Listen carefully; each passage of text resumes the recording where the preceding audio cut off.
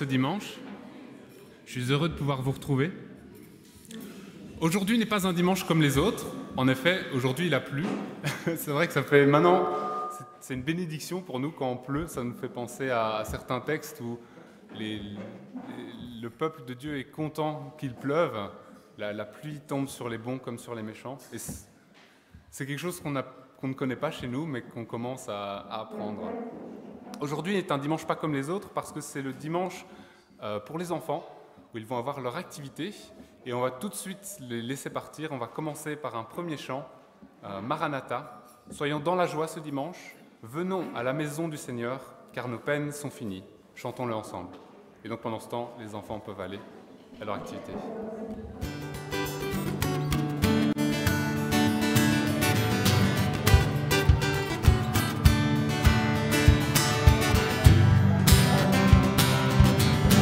Lève les yeux vers les montagnes, d'où me viendra le secours. Le secours me vient de Dieu, qui a fait la terre et les cieux.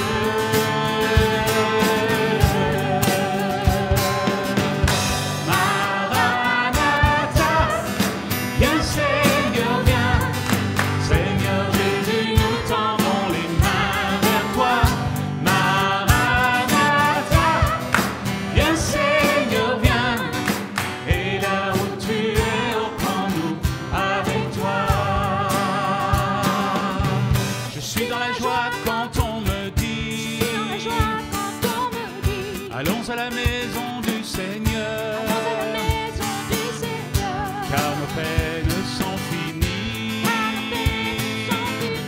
au grand jour de l'Éternel. Maranatha, viens Seigneur, viens, Seigneur Jésus, nous tendons les mains vers toi. Maranatha, viens Seigneur, viens, et là où tu es, reprends-nous avec toi.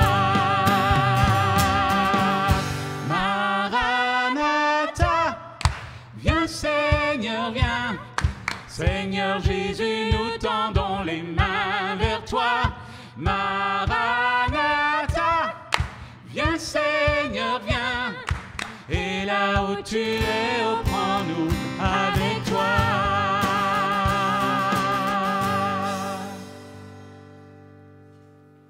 Vous pouvez vous asseoir. Éternel, tu m'examines et tu me connais. Tu sais quand je m'assieds et quand je me lève. Tu discernes de loin ma pensée. Tu sais quand je marche et quand je me couche. Et toutes mes voies te sont familières. La parole n'est pas encore sur ma langue que déjà, Éternel, tu la connais entièrement. Tu m'entoures par derrière et par devant. Et tu mets ta main sur moi. Une telle connaissance est trop extraordinaire pour moi. Elle est trop élevée pour que je puisse l'atteindre. Où pourrais-je aller loin de ton esprit? Où pourrais-je fuir loin de ta présence? Si je monte au ciel, tu es là. Si je me couche au séjour des morts, te voilà. Si je prends les ailes de l'aurore pour habiter à l'extrémité de la mer, là aussi, ta main me conduira. Ta main droite m'empoignera. Si je me dis, au moins les ténèbres me couvriront, la nuit devient lumière autour de moi. Même les ténèbres ne sont pas obscures pour toi. La nuit brille comme le jour. Et les ténèbres comme la lumière. C'est toi qui as formé mes reins, qui m'as tissé dans le ventre de ma mère. Je te loue de ce que je suis une créature si merveilleuse. Tes œuvres sont admirables, et je le reconnais bien. Mon corps n'était pas caché devant toi lorsque j'ai été fait dans le secret, tissé dans les profondeurs de la terre. Je n'étais encore qu'une masse informe, mais tes yeux me voyaient, et sur ton livre étaient inscrits tous les jours qui m'étaient destinés, avant qu'un seul d'entre eux n'existe. Que tes pensées, ô Dieu, me semblent impénétrables, que leur nombre est grand. Comment les compter? Elles sont plus nombreuses que les grains de sable. Je me réveille et je suis encore avec toi. Ô Dieu, si seulement tu faisais mourir le méchant. Hommes sanguinaires, éloignez-vous de moi. Ils parlent de toi pour appuyer leurs projets criminels. Ils utilisent ton nom pour mentir, eux tes ennemis. Éternel, comment pourrais-je ne pas détester ceux qui te détestent, ne pas éprouver du dégoût pour ceux qui te combattent? Je les déteste de façon absolue, ils sont pour moi des ennemis. Examine-moi, ô Dieu, et connais mon cœur. Mets-moi à l'épreuve et connais mes pensées. Regarde si je suis sur une mauvaise voie et conduis-moi sur la voie de l'éternité.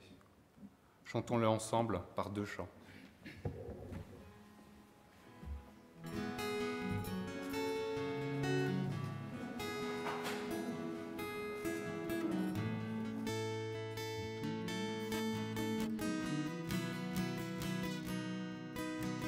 Sonde-moi, ô Dieu,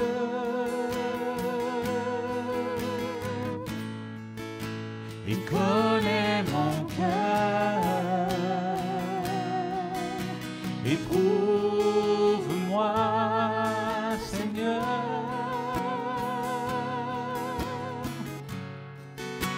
et connais mes pensées. Sonde-moi, ô Dieu,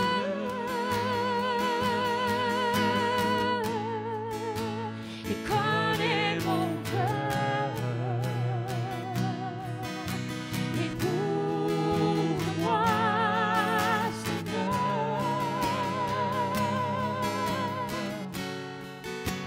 et connais mes pensées. Regarde si je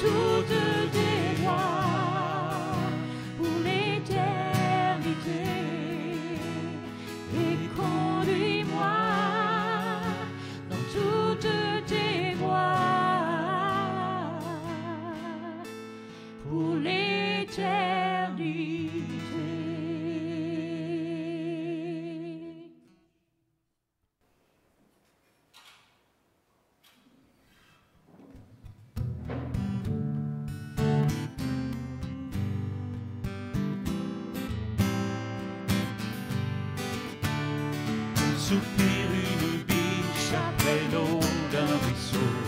Moi aussi, ô Seigneur, je soupire après toi. J'ai soif de toi, mon Dieu, d'être là devant toi, de venir dans ton temple, me présenter à toi, pour qu'enfin me reviennent les souvenirs d'antan, où heureux je courais vers ta maison. Je voudrais retrouver cet amour et ce feu, encore une fois brûler, être fou amoureux de toi, attaché à tes pas, vibrer à ta parole et le son de ta voix, pour qu'enfin me reviennent les souvenirs d'antan, où heureux je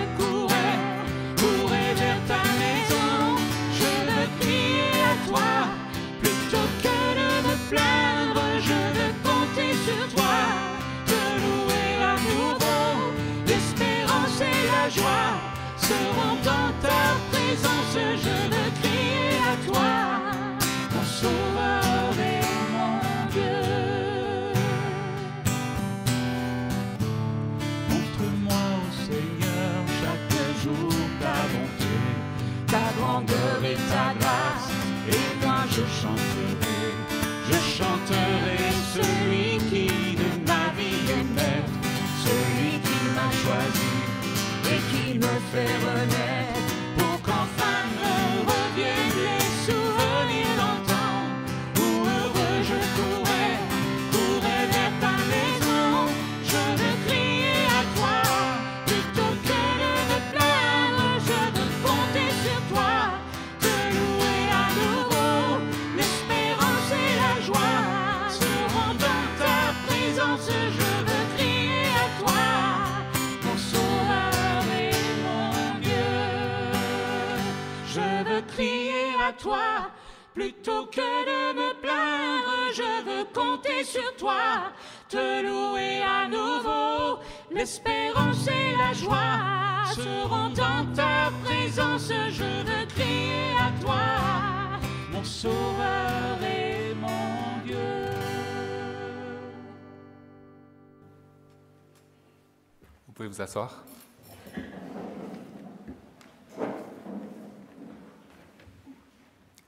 Je publierai les grâces de l'Éternel, les louanges de l'Éternel. D'après tout ce que l'Éternel a fait pour nous, je dirai sa grande bonté envers la maison d'Israël, qu'il a traité selon ses compassions et la richesse de son amour. Il avait dit, « Certainement, ils sont mon peuple, des enfants qui ne seront pas infidèles. » Il a été pour eux un sauveur. Dans toute leur détresse, ils n'ont pas été sans secours. Et l'ange qui est devant sa face les a sauvés. Il les a lui-même rachetés. Dans son amour et sa miséricorde. Et constamment, il les a soutenus et portés aux anciens jours. Mais ils ont été rebelles, ils ont attristé son Esprit Saint. Il est devenu leur ennemi. Il a combattu contre eux. Alors, son peuple se souvint des anciens jours de Moïse. Où est celui qui les fit monter de la mer avec le berger de son troupeau? Où est celui qui mettait au milieu d'eux son Esprit Saint, qui dirigea la droite de Moïse par son bras glorieux, qui fendit les eaux devant eux pour se faire un nom éternel, qui les dirigea au travers des flots, comme un coursier dans le désert, sans qu'ils bronchassent? Comme la bête qui descend dans la vallée, l'Esprit de l'Éternel les a menés au repos. C'est ainsi que tu conduis ton peuple, pour te faire un nom glorieux. Regarde au ciel et vois, de ta demeure sainte et glorieuse, où sont ton zèle et ta puissance? Le frémissement de tes entrailles et tes compassions ne se font plus sentir envers moi. Tu es cependant notre Père, car Abraham ne nous connaît pas, et Israël ignore qui nous sommes. C'est toi, Éternel, qui es notre Père, qui dès l'éternité t'appelle notre Sauveur. Pourquoi, ô Éternel, nous fais-tu errer loin de tes voies, et endurcis-tu notre cœur contre ta crainte? Reviens pour l'amour de tes serviteurs, des tribus de ton héritage. Ton peuple saint n'a possédé le pays que peu de temps. Nos ennemis ont foulé ton sanctuaire. Nous sommes depuis longtemps comme un peuple que tu ne gouvernes pas et qui n'est point appelé de ton nom. Oh, si tu déchirais les cieux et si tu descendais, les montagnes s'ébranleraient devant toi. Comme s'allume un feu de bois sec, comme s'évapore l'eau qui bouillonne, tes ennemis connaîtraient ton nom, et les nations trembleraient devant toi.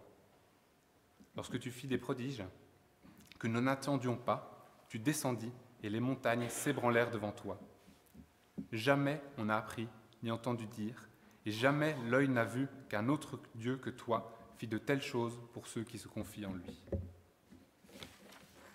Tu vas au-devant de celui qui pratique avec joie la justice, de ceux qui marchent dans tes voies et se souviennent de toi. Mais tu as été irrité, parce que nous avons péché, et nous en souffrons longtemps jusqu'à ce que nous soyons sauvés. Nous sommes tous comme des impurs, et notre justice est comme un vêtement souillé. Nous sommes tous flétris comme une feuille, et nos crimes nous emportent comme le vent. Il n'y a personne qui invoque ton nom, qui se réveille pour s'attacher à lui. Aussi nous as-tu caché ta face, et nous laisses-tu périr par l'effet de nos crimes. Cependant, ô Éternel, tu es notre Père. Nous sommes l'argile, et c'est toi qui nous as formés. Nous sommes tous l'ouvrage de tes mains. Ne t'irrite pas à l'extrême, ô Éternel, et ne te souviens pas toujours du crime. Regarde donc, nous sommes tous ton peuple. Tes villes saintes sont un désert, Sion est un désert, Jérusalem une solitude. Notre maison sainte et glorieuse, où nos pères célébraient tes louanges, est devenue la proie des flammes. Tout ce que nous avions de précieux a été dévasté. Après cela, ô Éternel, te contiendras-tu? Est-ce que tu te tairas et nous affligeras à l'excès? Je vous propose de chanter le chant suivant comme une prière qui va nous préparer à l'écoute de la parole de Dieu.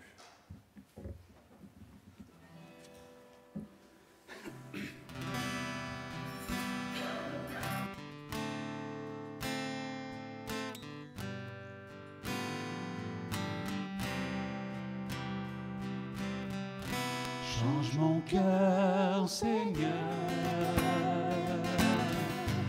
et purifie-moi. Change mon cœur, Seigneur, que je sois comme toi. Jésus, tu es le potier, je suis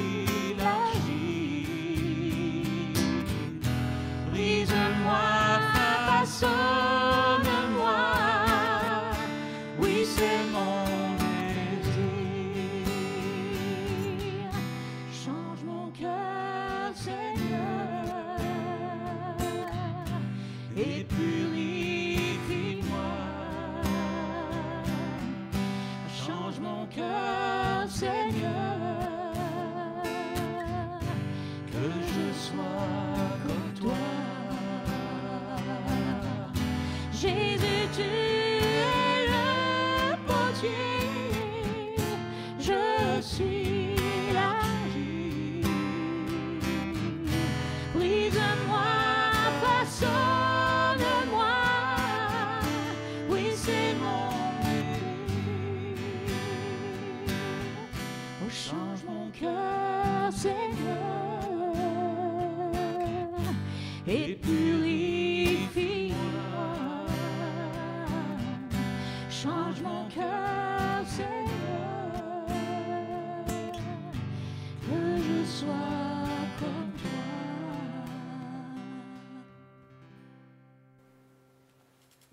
Vous pouvez vous asseoir et je vais inviter Cécile à venir lire le texte pour la prédication.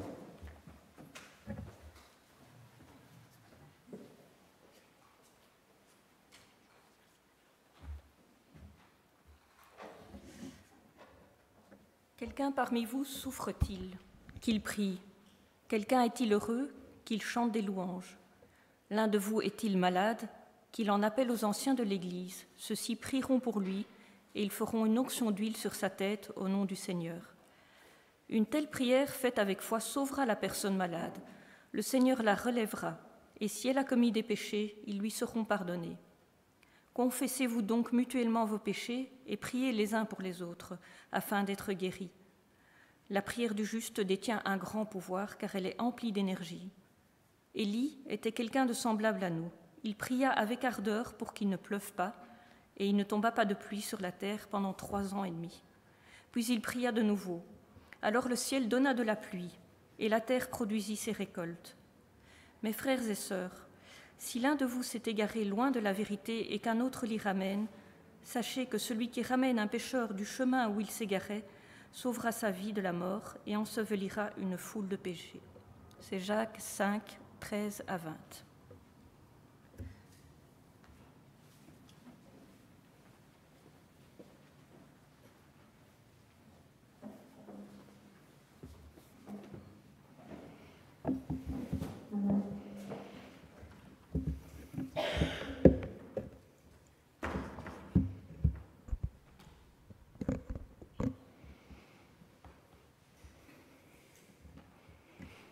faudra juste attendre que le PowerPoint s'affiche. Merci beaucoup, Cécile, pour cette lecture de la toute fin de la lettre de Jacques.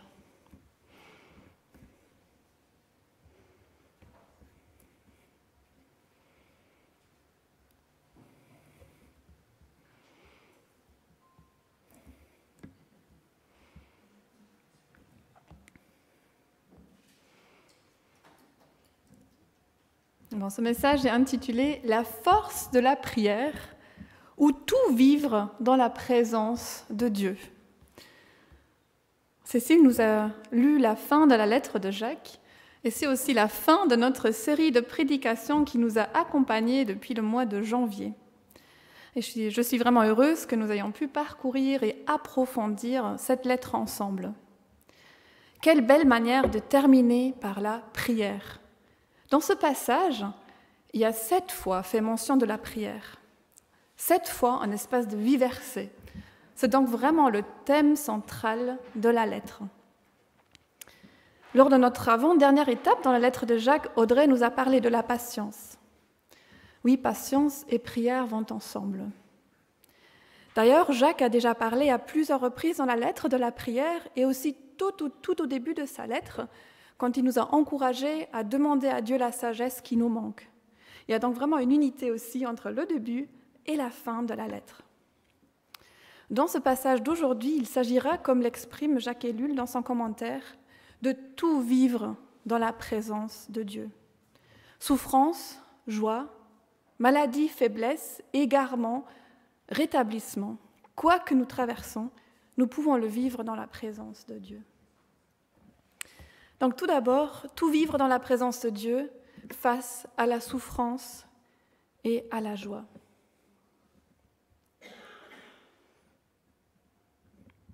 L'auteur biblique Jacques commence par la personne qui souffre. Le verbe utilisé évoque toutes sortes de souffrances. Dans la souffrance, nous sommes encouragés à prier. Mais j'aime bien que Jacques ne parle pas uniquement de la souffrance, mais aussi de la joie. Verset 13. Quelqu'un parmi vous souffre-t-il? Qu'il prie. Quelqu'un est-il heureux? Qu'il chante des louanges.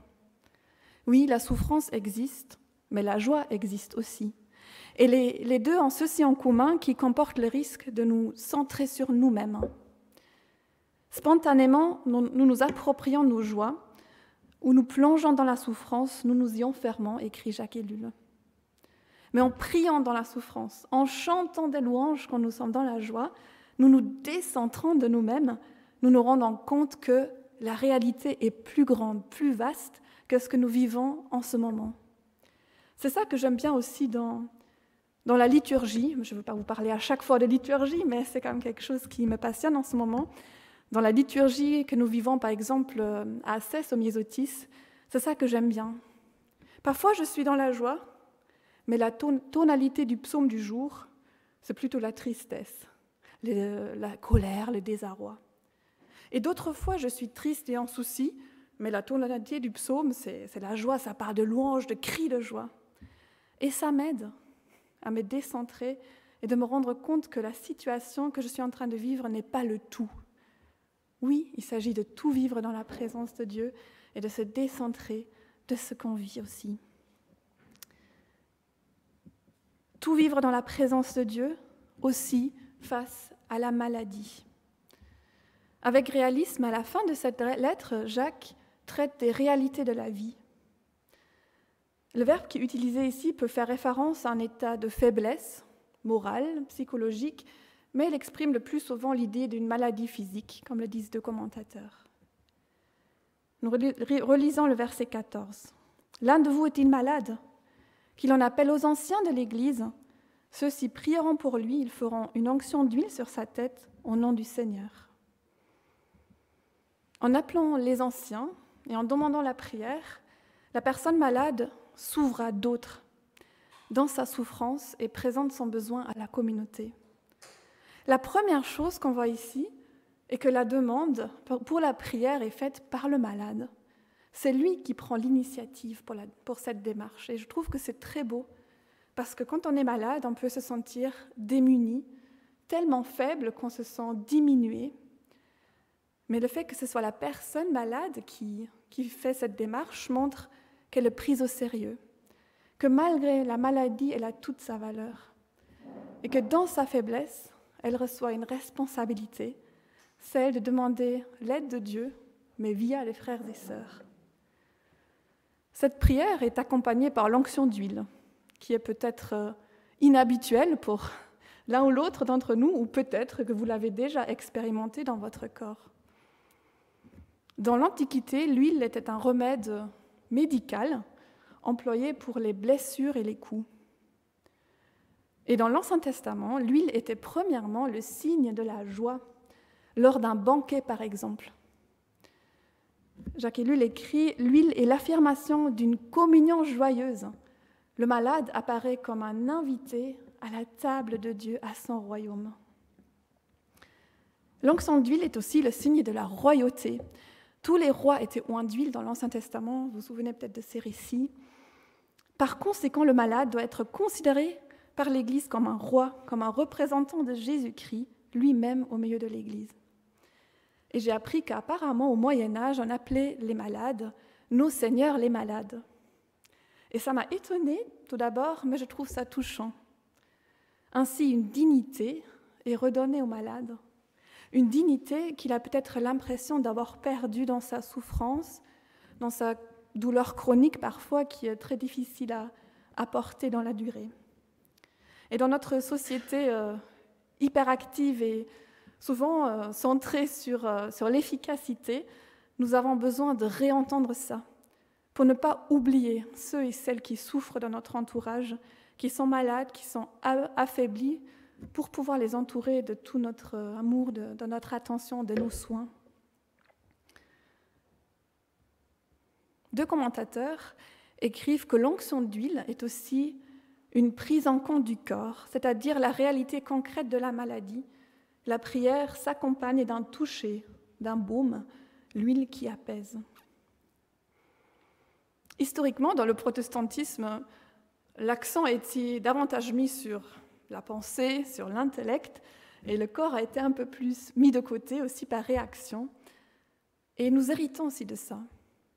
Mais on voit dans ce texte que le corps a besoin d'être pris en compte, que nous ne sommes pas uniquement pensée, esprit, que nous avons un corps, que c'est une réalité, un corps qui un jour va être entièrement renouvelé, restauré, guéri. Et le texte biblique continue ainsi au verset 15. « Une telle prière faite avec foi sauvera la personne malade. Le Seigneur la relèvera, et si elle a commis des péchés, ils lui seront pardonnés. » En lisant cette affirmation, on pourrait vite arriver à croire qu'une telle prière amène à coup sûr la guérison physique, et que si la personne n'est pas guérie, c'est qu'on n'avait pas assez de foi quand on a prié. Mais c'est une pensée culpabilisante et vraiment dangereuse, et le verset ne l'affirme pas. Il ne nous est même pas dit de quelle guérison il s'agit. Guérison physique, guérison intérieure, guérison ultime qui consiste à être en paix avec Dieu. En fait, les verbes utilisés ici par Jacques ne permettent pas de trancher clairement.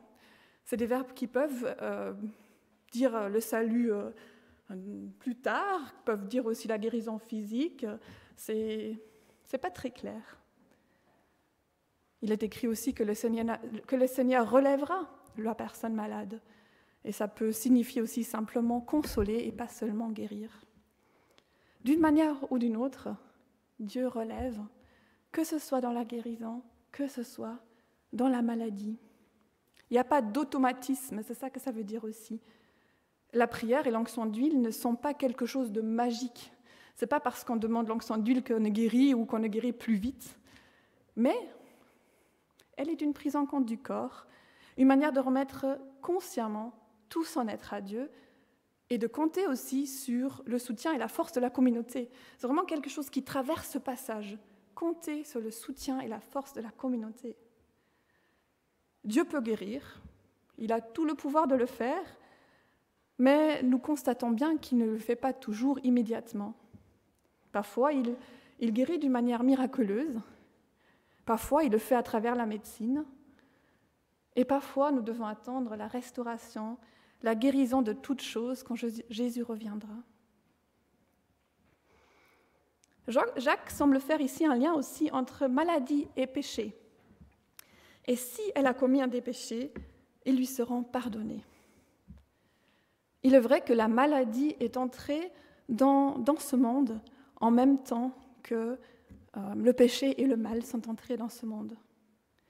Et lui l'écrit « Signe de la mort, la maladie manifeste, comme la mort, une victoire du néant, du mal sur la création. » Ainsi, la maladie et la mort font partie de notre vie sur cette terre, mais elles sont en fait intolérables pour Dieu, qui a voulu autre chose pour l'humanité, qui a annoncé aussi, à travers le ministère de Jésus, à travers sa mort, sa résurrection, qu'il préparait autre chose pour l'humanité.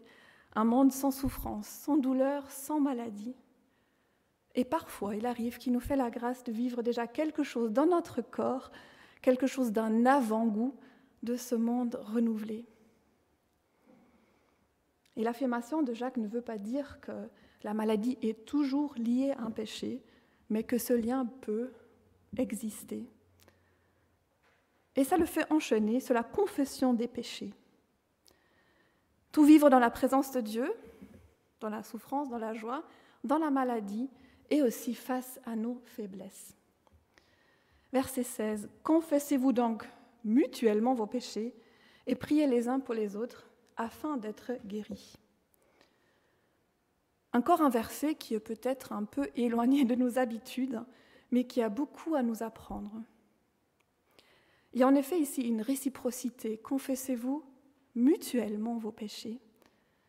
Il ne s'agit pas ici de confesser ses péchés aux responsables, mais à tout chrétien en qui on a confiance, là où il existe une maturité pour recevoir cette confession, là où il existe aussi la conviction que nous sommes tous pécheurs devant Dieu qui nous a fait grâce. Et lui dit que ça parle d'une relation de communauté, une relation parfaitement égalitaire, réciproque, mais qui se situe dans la prière. Il n'y a pas d'obligation pour la confession, mais il arrive que l'on ressente le besoin. Car comme l'écrit Bonhoeffer, rester seul avec son mal, c'est rester tout à fait seul. Rester seul avec son mal, c'est rester tout à fait seul. Le but de la confession, c'est que l'autre personne puisse nous redire le pardon de Dieu, dans une attitude de non-jugement, avec tendresse et compassion. Ça fait beaucoup de bien d'entendre l'autre dire « Dieu t'a pardonné ». Il n'y a plus de condamnation pour ceux et celles qui sont unis à Christ. Tes péchés ont été jetés au fond de la mer. Confesser nos péchés à quelqu'un, ça peut aussi nous aider à ne pas recommencer, à résister face à la tentation, à nous soutenir mutuellement dans notre désir de marcher dans la voie du Christ. Donc la confession des péchés, c'est pas une obligation, mais ça peut vraiment être un cadeau pour nos vies, un cadeau pour notre équilibre, mais dans une réciprocité, dans l'amour, dans la tendresse, dans la compassion, en se sachant tous pécheurs. Mais j'aimerais encore exprimer une réserve, une mise en garde. On pourrait en arriver à ne plus pouvoir saisir le pardon sans confesser ses péchés à l'autre, surtout quand on a une conscience hypersensible qui nous accuse sans cesse. Et ce n'est pas du tout le but du texte. Il ne s'agit pas de confesser chaque mauvaise pensée qui nous traverse la tête, mais il s'agit d'être libéré d'un fardeau qui nous écrase. Et tout ça se vit vraiment dans une attitude de prière, parce que Jacques enchaîne ainsi « priez les uns pour les autres ». Et la prière est vraiment partout dans ce texte. À nouveau, il y a cette réciprocité, prier les uns pour les autres. D'ailleurs, selon la tradition, Jacques agissait selon ce qu'il recommandait. On dit de lui que ses genoux étaient devenus calleux et bossus comme ceux des chameaux, à force de rester longtemps à prier. Cette description n'est pas très flatteuse, mais elle dit quelque chose de l'importance de la prière dans sa vie. Prier les uns pour les autres afin d'être guéris. La communauté aussi a besoin de guérison. Et cette fois-ci, étonnamment, le verbe utilisé parle clairement d'une guérison physique. Là, on s'attendait peut-être plus à une guérison spirituelle. Le verbe utilisé, c'est clairement une guérison physique. C'est comme si Jacques voulait nous dire, mais tout ça, il n'y a pas d'automatisme, c'est pas si clair que ça. Mais ça veut dire qu'il y a des potentialités de guérison physique, guérison intérieure, guérison spirituelle, quand nous prions les uns pour les autres et quand nous confessons nos péchés les uns aux autres. Et le verset se conclut ainsi. La prière du juste détient un grand pouvoir car elle est emplie d'énergie. La prière du juste. Qui est le juste ? Dans l'Ancien Testament, le juste est opposé au méchant. C'est quelqu'un qui n'a pas la prétention d'être juste, mais qui a le désir profond de vivre selon les valeurs de Dieu. Ce n'est pas quelqu'un qui est parfait, qui ne fait jamais de faute, mais qui se sait dépendant de Dieu, qui se sait pécheur pardonné. Le juste est donc humble parce qu'il reconnaît sa vulnérabilité d'être humain. Il trouve son identité en Dieu. C'est la personne, justement, qui se décentre d'elle-même dans la souffrance, dans la joie, pour trouver un ancrage en Dieu. Et ce verset fait aussi penser à ce verset du prophète Habakkuk, qui est cité en Romains. « Mais le juste vivra par sa foi. » Le juste, celui qui se sait pardonner, dépendant de Dieu, vivra par sa foi. Et lui écrit ceci, qui est très intéressant, non seulement le juste est celui qui est justifié en Jésus, mais le juste est celui qui est à la juste place, à la bonne place, qui reconnaît sa place de créature et qui reconnaît qu'il a un don pour les autres et que ce don passe avant tout par la prière.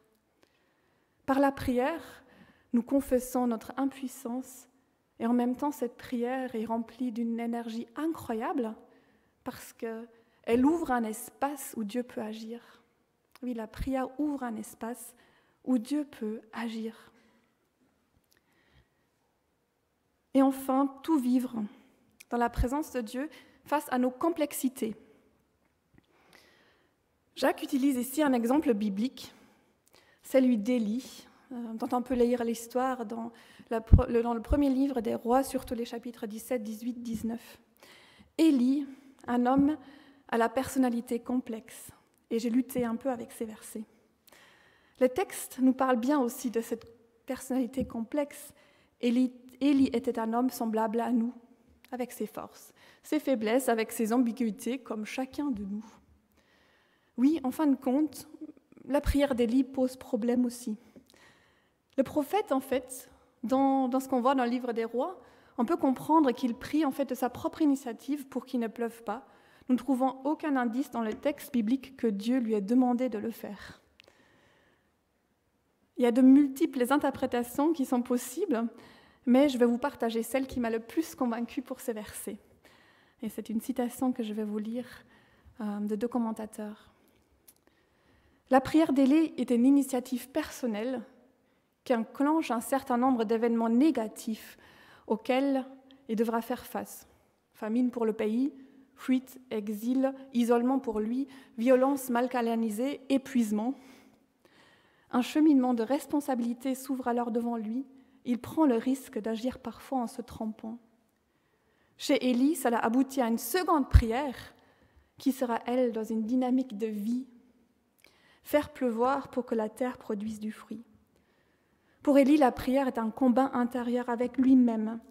Elle le fait passer de la mort à la vie, elle le déplace d'une prière de malédiction vers une prière de bénédiction. Prier, c'est pour le croyant exprimer ce qu'il a au plus profond de lui, en bien comme en mal, entamant ainsi un chemin qui va le conduire de lui-même vers l'autre, vers Dieu, d'une situation bancale et souffrante à une situation rétablie, de la mort vers la vie. Oui, la prière, c'est aussi un combat avec nous-mêmes.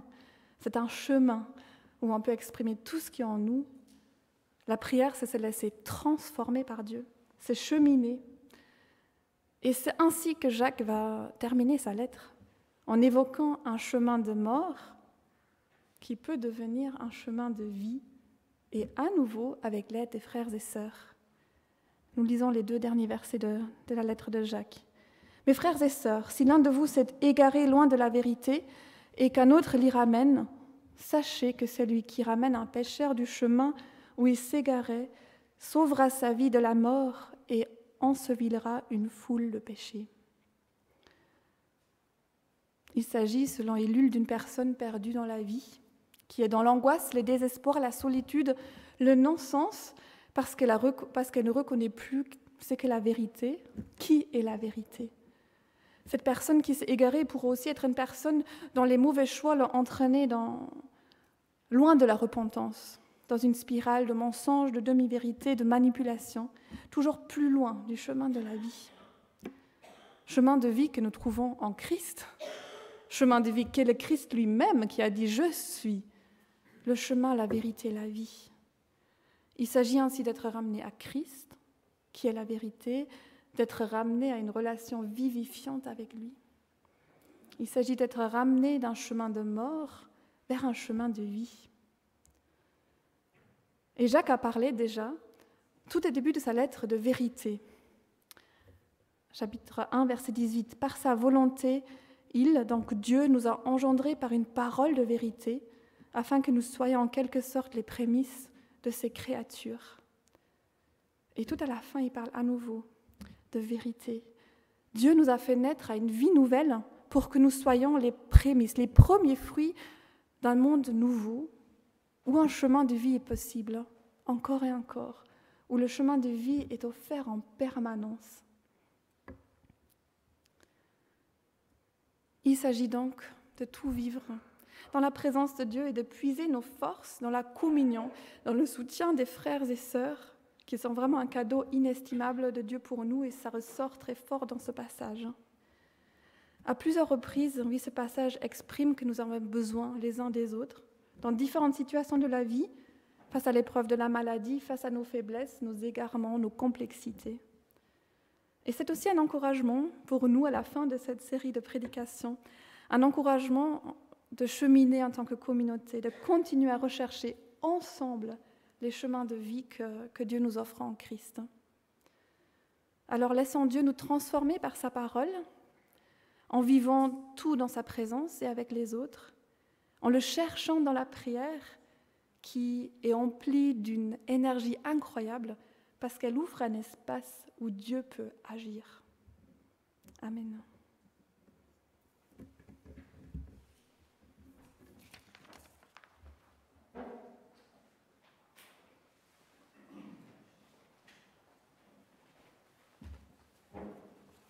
Merci Lydia pour ton message. Je vous propose de prendre une minute de silence pour que ça puisse résonner en nous, pour qu'on puisse bien recevoir tout cela.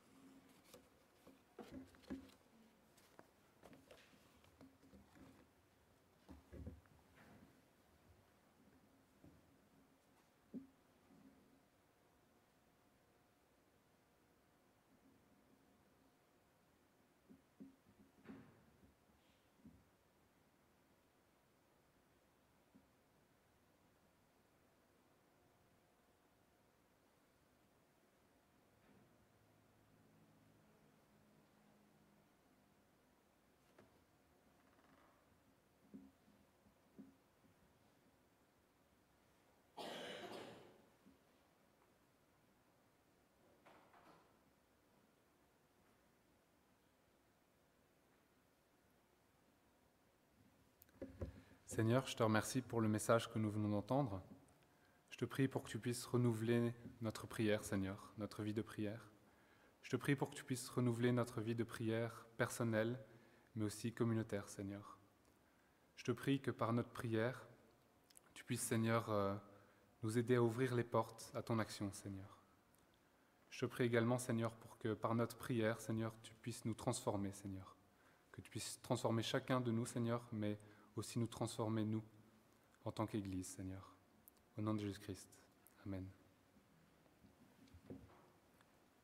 C'est pourquoi il peut sauver définitivement les personnes qui s'approchent de Dieu par lui, Jésus, car il est toujours vivant pour prier Dieu en leur faveur. Si aujourd'hui il est encore possible pour nous de prier, si aujourd'hui nous pouvons avoir ce contact avec Dieu, c'est parce qu'il a envoyé Jésus sur terre. Il l'a envoyé pour qu'il soit mort pour nos péchés. Il est mort sur la croix.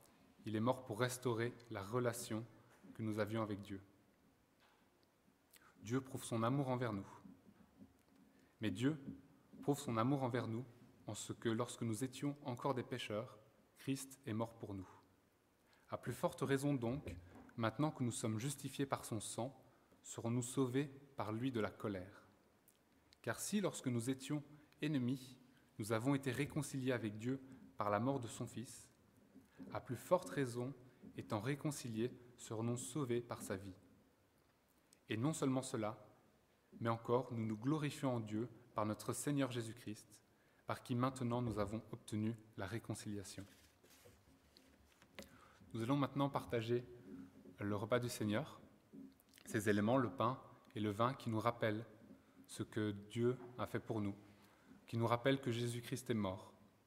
Le pain symbolise le corps de Jésus-Christ qui a été meurtri, et le vin ou le jus de raisin symbolise son sang qui a coulé pour nous sauver.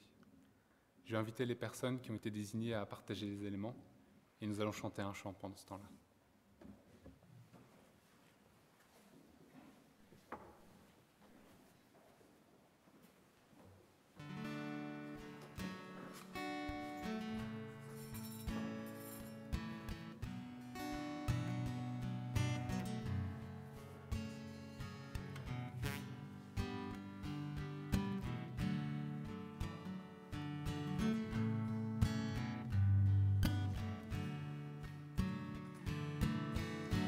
Quand j'ai vu tes mains guérir tant de malades, quand j'ai vu tes mains qui rompaient du pain pour nourrir tout autour de toi des milliers d'hommes, Seigneur, en retour, reçois mon amour. Seigneur, en retour, reçois mon amour. Et quand j'ai vu tes pieds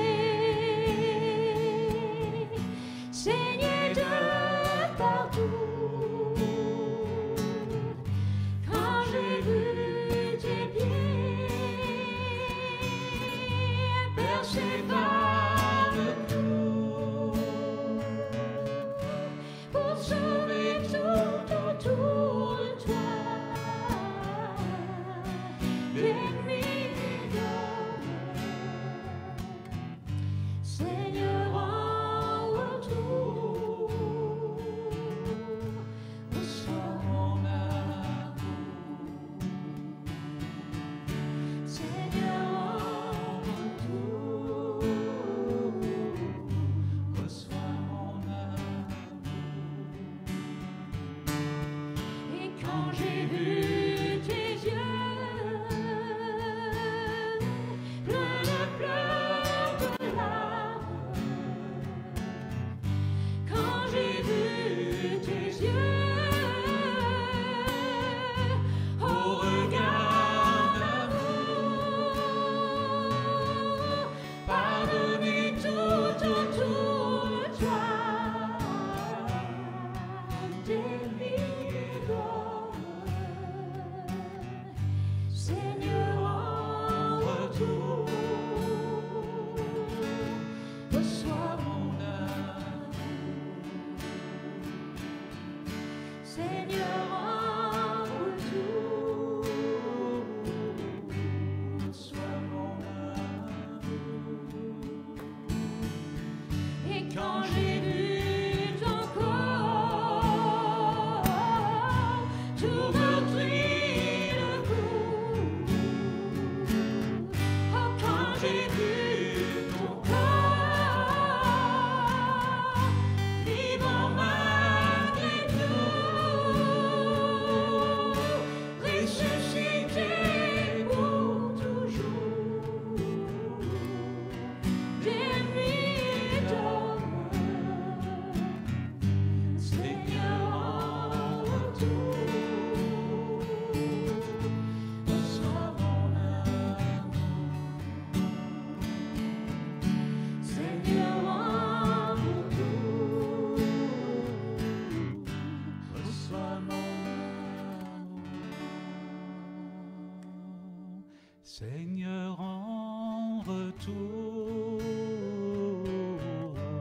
reçois mon amour.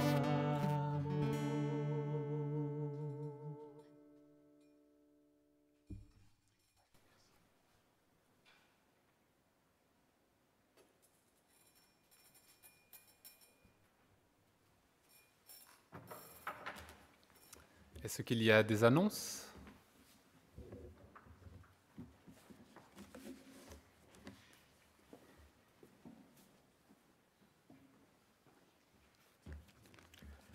Bonjour à tous. Alors, les annonces. Tout d'abord, les PEP. Je pense que c'est une semaine de PEP. Je vais les passer en revue. Odergem, est-ce qu'il y a... Oui, tu as Odergem. Wemmel. Oui, voilà. Rixensart, Sterrebeek. Oui, et Uklo-Waterloo aussi. Ok, donc on a tous nos PEP, ce sont nos 4 PEP.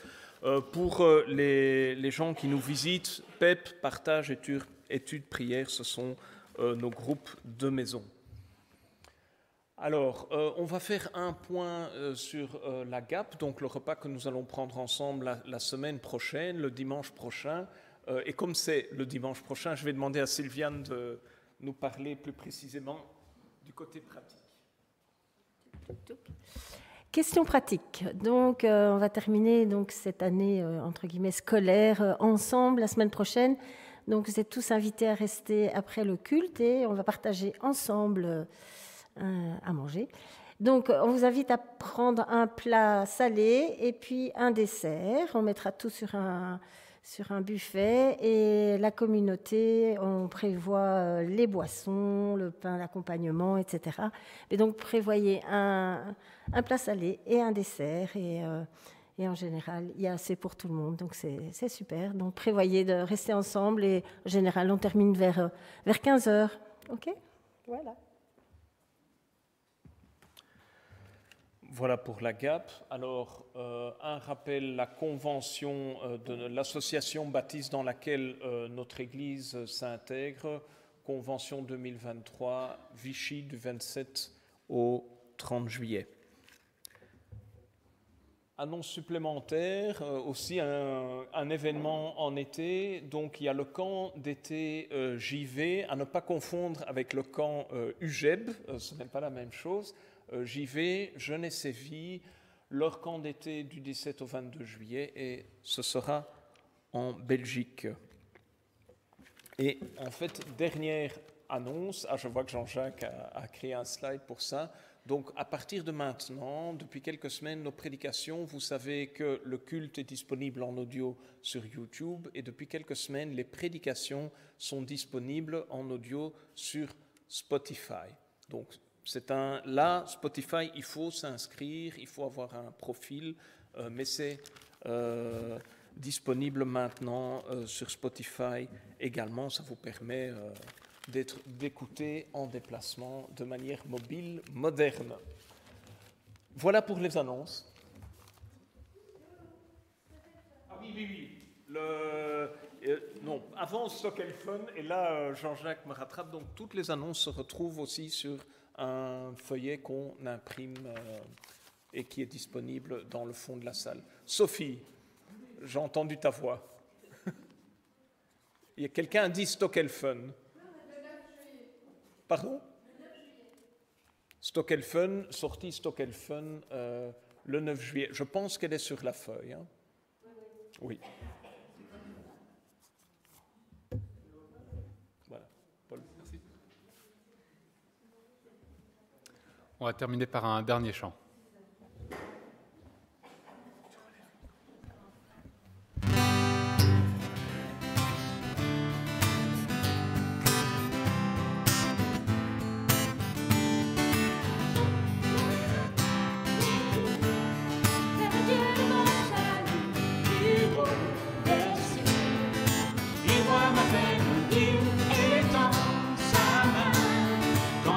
S'est perdue et meurt.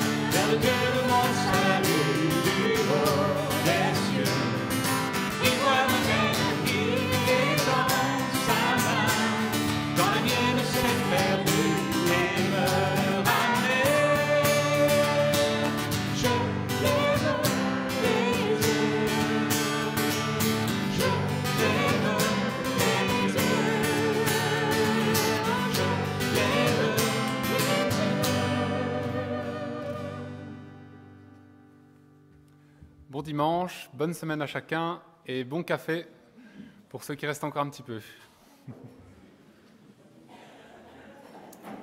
Allez, check. C'est fait.